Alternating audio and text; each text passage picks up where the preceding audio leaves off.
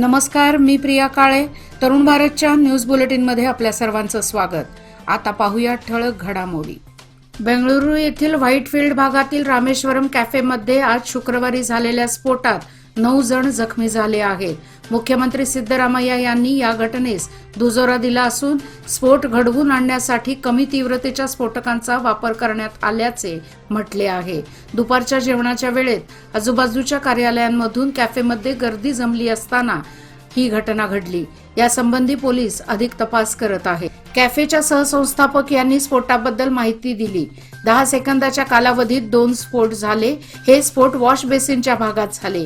एका बॅगेत काही वस्तू ठेवल्या होत्या, त्यातून हे स्फोट झाले, असं राव यांनी TV9 वृत्तवाहिनीशी बोलताना सांगितले. सर्व जखमींची प्रकृती स्थिर आहे. कोणाच्याही जीवाला धोका नाही, असंही त्यांनी सांगितले. उचगाव बसुर्ते भागात बुधवारी आढळलेला हत्ती शुक्रवारी कंगराळी बुद्रुक परिसरात पहाटे आढळल्यामुळे नागरिक व शेतकरी वर्गात एकच तारांबळ उडाली. नागरिकांनी हत्तीला पाहण्यासाठी एकच गर्दी केली होती, परंतु अरण्य विभागातील कर्मचाऱ्यांच्या सतर्कतेमुळे हत्ती आल्याची सावधानता मिळत असल्यामुळे अरण्य विभाग कर्मचाऱ्यांचेही कौतुक करण्यात आले. कंगराळी बुद्रुक वासियांना मात्र शुक्रवारी प्रत्यक्ष हत्ती अगदी जवळून पाहण्याचा योग मिळाला. शुक्रवारी सकाळी पहाटे 5 वाजता शाहूनगर मार्गे कंगराळी बुद्रुक गावाजवळील बाहेर गल्लीला लागून असलेल्या शिवारात पहाटे नागरिकांना हत्ती आढळला. यानंतर वैभवनगरकडे हत्तीने कूच केली. हत्ती पुढे व अरण्य कर्मचारी हत्तीच्या मागे असे चित्र पाहावयास मिळाले. हत्ती शिवारातून जाताना कोणतीही अनुचित घटना घडू नये म्हणून सर्वांना आरडाओरड करून व फटाके बॉम्ब लावून सावध करत होते. तसेच काकती पोलीस स्थानकाचे पोलीस निरीक्षक, उपनिरीक्षकांसह त्यांचे सहकाऱ्यांनी हत्तीजवळ न जाण्याचे नागरिकांना सांगून सतर्क राहण्याचे कार्य केले. अनुकंपा आधारावर जिल्ह्यातील वेगवेगळ्या ग्रामपंचायतींमध्ये नोकरी देण्यात आलेल्या 37 कर्मचाऱ्यांना शुक्रवारी पालकमंत्र्यांच्या हस्ते नियुक्तीचे आदेशपत्र वितरित करण्यात आले. विकास आढावा बैठकीनंतर हा कार्यक्रम झाला.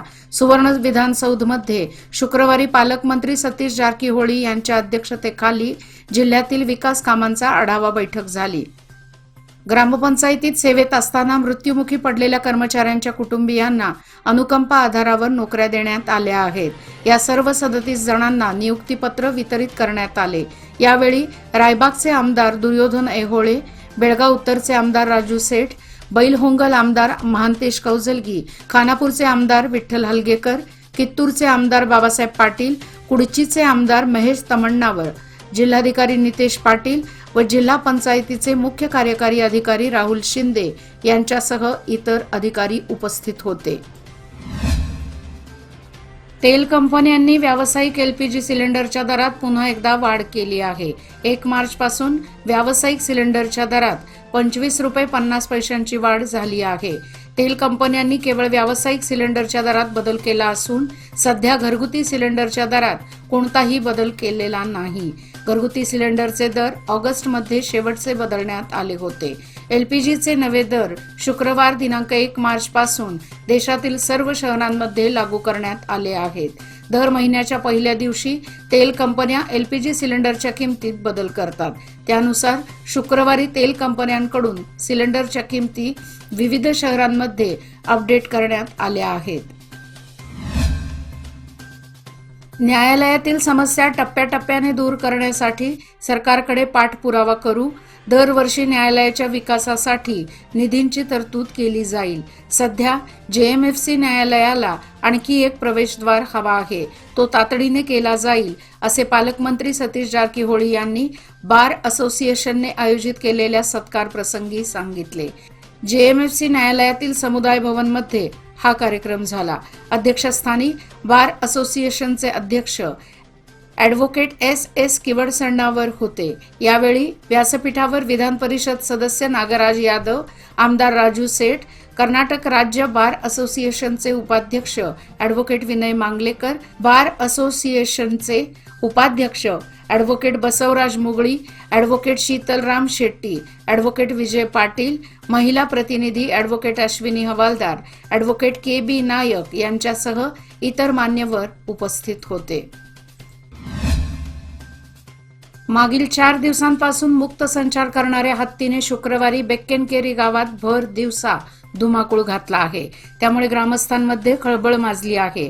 गावात आलेल्या हत्तीला वनविभागाने गावापासून जवळ असलेल्या डोंगर परिसरात पिटाळून लावले आहे. त्यामुळे ग्रामस्थांची तात्पुरती सुटका झाली आहे. मागील आठवडाभरापासून बेक्केनकेरी बसुर्ते अतिवाड परिसरात फिरणाऱ्या हत्तीने शुक्रवारी सकाळी अलदगा कंगराळीपर्यंत मजल मारली होती. पहाटे अलदगा फाट्यावर हत्तीचे दर्शन झाले होते. त्यानंतर वन खात्याने तातडीने दखल घेऊन हत्तीला हुसकावून लावण्यासाठी कारवाई हाती घेतली. दरम्यान पुन्हा हत्ती डोंगरातून खाली येऊ नये यासाठी वन खात्याच्या कर्मचाऱ्यांनी दिवसभर डोंगर परिसरात तळ ठोकला होता. हत्ती गावात आल्याचे समजताच ग्रामस्थांनी गोंधळ घातला होता. भर दिवसा हत्ती गावात आल्याने बघ्यांची मोठी गर्दी झाली होती. काहींनी आरडाओरड गोंधळ घातला होता. लोकांना कोणतीही इजा पोहोचू नये यासाठी वन खात्याच्या कर्मचाऱ्यांनी ग्रामस्थांना घरातच राहण्याच्या सूचना केल्या. मात्र काही अतिउत्साही तरुणांमुळे हत्तीला पिटाळून लावण्यात अडचणी येत होत्या. मध्यवर्ती कुस्तीगीर संघटना बेळगाव आयोजित भव्य निकाली कुस्त्यांचे जंगी मैदान स्वर्गीय रामचंद्र मल्लाप्पा टक्केकर व शांता रामचंद्र टक्केकर यांच्या स्मरणार्थ श्रीराम बिल्डर्स इंजिनियर यांच्या संयुक्त विद्यमाने रविवार दिनांक 3 मार्च रोजी दुपारी 3 वाजता आनंदवाडी कुस्ती मैदान हिंदवाडी बेळगाव जिल्हा व तालुक्यातील सर्व कुस्ती संघटना व कुस्तीप्रेमींना आग्रहाचे आमंत्रण.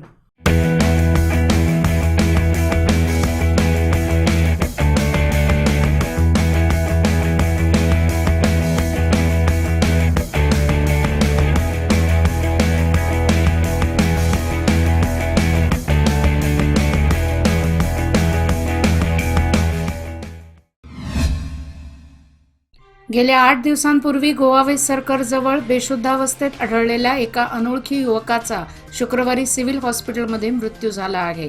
टिळकवाडी पोलीस स्थानकात या घटनेची नोंद झाली असून त्याची ओळख पटवण्याकरिता प्रयत्न करण्यात येत आहेत. प्राथमिक माहितीनुसार राजेश पांडे वय वर्षे 45 असे त्याचे नाव आहे. त्याचा संपूर्ण पत्ता उपलब्ध नाही. 23 फेब्रुवारी रोजी दुपारी गोवा वेस्ट सर्कल जवळील LIC ऑफिस समोर तो अत्यवस्थ अवस्थेत आढळला होता. स्थानिक नागरिकांनी 108 रुग्णवाहिकेतून त्याला सिव्हिल हॉस्पिटलला हलवले होते. उपचाराचा उपयोग न होता शुक्रवार दिनांक 1 मार्च रोजी सकाळी त्याचा मृत्यू झाला आहे. या युवकाच्या मृतदेहाची ओळख पटवण्यासाठी 0831 240 5236 या क्रमांकावर संपर्क साधण्याचे आवाहन पोलिसांनी केले आहे. भरधाव वेगाने जाणाऱ्या खासगी आराम बसचा टायर फुटून लागलेल्या आगीत बस खाक झाल्याची घटना शुक्रवारी पहाटे 5 वाजता शिंदेवाडी फाट्यानजीक राष्ट्रीय महामार्गावर घडली. सुदैवाने या घटनेत कोणतीही जीवितहानी झालेली नाही. या घटनेत प्रवाशांचे साहित्य व बसचे असे सुमारे 20 लाखांचे नुकसान झाल्याची माहिती अग्निशमन दलाच्या जवानांनी दिली आहे. या घटनेसंदर्भात समजलेली अधिक माहिती अशी: शर्मा ट्रॅव्हल्सची आराम बस मुंबईहून बेंगळूरकडे निघाली होती. दरम्यान शुक्रवारी पहाटे 5 वाजण्याच्या सुमारास राष्ट्रीय महामार्गावरील शिंदे फाट्यानजीक येताच बसचा टायर अचानक फुटला. त्यावेळी चालकाने प्रसंगावधान राखत वाहन रस्त्याच्या कडेला घेतले. त्यानंतर तातडीने सर्व प्रवाशांना वाहनातून खाली उतरण्याची सूचना केली. त्यानुसार प्रवाशांनी सुरक्षित अंतरावर धाव घेतली. त्यानंतर शॉर्ट सर्किट झाल्याने बसला भीषण आग लागली. या आगीत प्रवाशांनी सोबत घेतलेले पार्सल व साहित्य आगीच्या भक्षस्थानी पडले. या घटनेची नोंद संकेश्वर पोलीस स्थानकात झाली आहे. अधिक तपास सुरू आहे. बेळगाव वेंगुर्ला या मार्गावरील बेळगुंदी फाट्यानजीक सोमनाथ मंदिराजवळ एका अज्ञात इसमाने चहाच्या टपरीमध्ये गळफास लावून घेऊन आत्महत्या केल्याची घटना शुक्रवारी सकाळी उघडकीस आली आहे. या घटनास्थळावरून समजलेली अधिक माहिती अशी: सदर आत्महत्या केलेल्या इसमाचे नाव अशोक हनुमंतप्पा येळगेरी असे असून तो येरगट्टी या गावचा असून अंदाजे 50 वर्षे असे त्याचे वय आहे. काकती पोलीस स्टेशनचे PSI व त्याचे सहकारी यांनी घटनास्थळी भेट देऊन सदर घटनेचा पंचनामा करून मृतदेह शवचिकित्सेसाठी जिल्हा रुग्णालयामध्ये नेण्यात आला आहे. शेअर मार्केटमध्ये पैसे गुंतवणूक दुप्पट रक्कम देतो असे सांगून ऑनलाईन फसवणूक झाली होती. त्यानंतर या प्रकरणी CEN पोलिसांकडे फिर्याद दाखल झाली होती. त्यानंतर पोलिसांनी संबंधित व्यक्तीचे बँक खाते गोठवले होते. न्यायालयात गुंतवणूकदाराने धाव घेतल्यानंतर न्यायालयाने 1,31,729 रुपये त्या गुंतवणूकदाराला 2 हप्त्यामध्ये देण्याचे आदेश दिले आहेत. त्यामुळे गुंतवणूकदाराला दिलासा मिळाला आहे. याबाबत अधिक माहिती अशी: फिर्यादी बाबूराव काशाप्पा कलाल राहणार गोकाक यांना ऑनलाईनद्वारे ही फसवणूक करण्यात आली होती. कर्नाटक राज्य फुटबॉल संघटनात मान्यताप्राप्त बेळगाव जिल्हा फुटबॉल संघटना आयोजित व लोकमान्य मल्टीपर्पज कोऑपरेटिव्ह सोसायटी पुरस्कृत लोकमान्य चषक वरिष्ठ साखळी फुटबॉल स्पर्धेत आज शुक्रवारी रंजक सामने पार पडले. बेळगाव शहरातील स्पोर्टिंग प्लॅनेट मैदानावर आयोजित या चषकात शिवाजी संघाविरुद्ध फॅन्को FC यांच्यात पहिला सामना झाला. 7-0 ची आघाडी मिळवत फॅन्को FC संघाने हा सामना जिंकला. दुसरा सामना मोहब्लू विरुद्ध युनायटेड FC या संघात झाला. या सामन्यात 0-10 असा मोहब्लू संघाला पराभव करून युनायटेड FC संघाने हा सामना जिंकला. दिवसेंदिवस फुटबॉल स्पर्धेला खेळाडूंचा उत्स्फूर्त प्रतिसाद लाभत आहे. गणेबैल येथे राहत्या घरात गळफास घेऊन आत्महत्या केल्याची घटना शुक्रवारी दुपारी 3 वाजता उघडकीस आली आहे.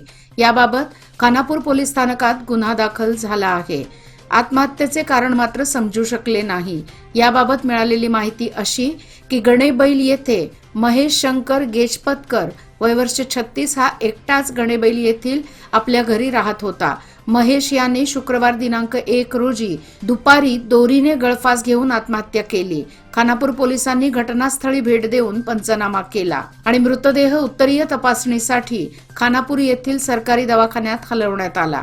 उत्तरीय तपासणी करून मृतदेह नातेवाईकांच्या ताब्यात देण्यात आला आहे. लोकमान्यच्या मुदत ठेव योजना म्हणजे सुयोग्य कालावधी सर्वोत्तम व्याजदर. आता तुमच्या गुंतवणुकीवर मिळवा 9.30% परतावा. अधिक माहितीसाठी आजच कॉल करा 1800-212-4050. योजना फक्त सभासदांकरता. नियमवाटी लागू. लोकमान्य, जिथं पैसा वाढतो आणि नातं वृद्धिंगत होतं.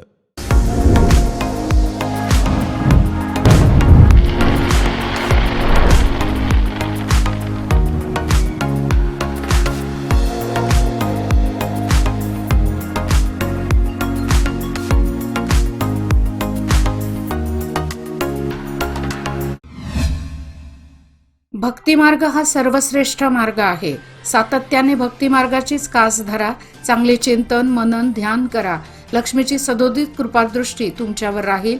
आयुष्यात तुम्हाला काही कमी पडणार नाही. मी माझ्या जीवनात चांगले आचार, विचार व कष्ट घेत चांगल्या विचारांचीच कास धरत आलो, असे मनोगत बेळगावच्या ग्रामीण आमदार व कर्नाटक राज्याच्या महिला व बालकल्याण खात्याच्या मंत्री लक्ष्मीताई हेब्बाळकर यांनी बेकिनकेरे येथील लक्ष्मी देवी मंदिराच्या लोकार्पण सोहळ्याप्रसंगी बोलताना व्यक्त केले.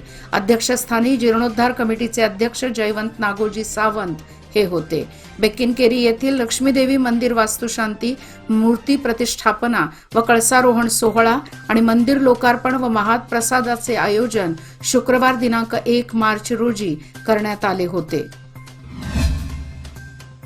1 मार्च पासून सुरू झालेल्या 12वी वार्षिक परीक्षेला पहिल्याच दिवशी कन्नड पेपरला 797, उत्तर अरेबिक पेपरला 1 अशा एकूण 798 विद्यार्थ्यांनी दांडी मारली. एकूण कन्नड विषयासाठी चिकोडी शैक्षणिक जिल्ह्यात 24,068 विद्यार्थ्यांची नोंद झाली होती. त्यापैकी 23,297 विद्यार्थी हजर राहिले तर 797 विद्यार्थी गैरहजर राहिले. अरेबिक विषयासाठी 31 विद्यार्थ्यांची नावे नोंद होती. त्यापैकी 30 जण हजर व 1 जण गैरहजर राहिला. एकूण चिकोडी शैक्षणिक जिल्ह्यात पहिल्या दिवशी कन्नड व अरेबिक मिळून 24,099 विद्यार्थ्यांची नावे नोंद करण्यात आली होती. त्यापैकी 798 विद्यार्थी गैरहजर तर 23,301 विद्यार्थी हजर राहिले. परीक्षांना अत्यंत चोख पोलीस बंदोबस्तात सुरुवात करण्यात आली.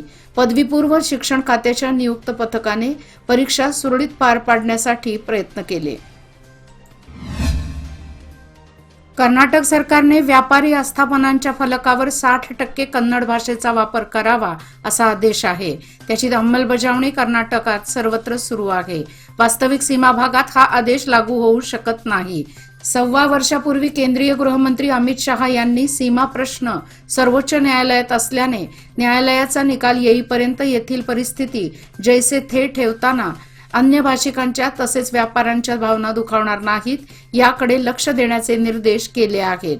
मात्र मराठी भाषिकांची सर्वाधिक लोकसंख्या असलेल्या निपाणी शहरात अधिकारी वर्गाकडून अशा प्रकारची कन्नड फलक सक्ती करत गृहमंत्र्यांच्या या आदेशांना केराची टोपली दाखवत आहेत.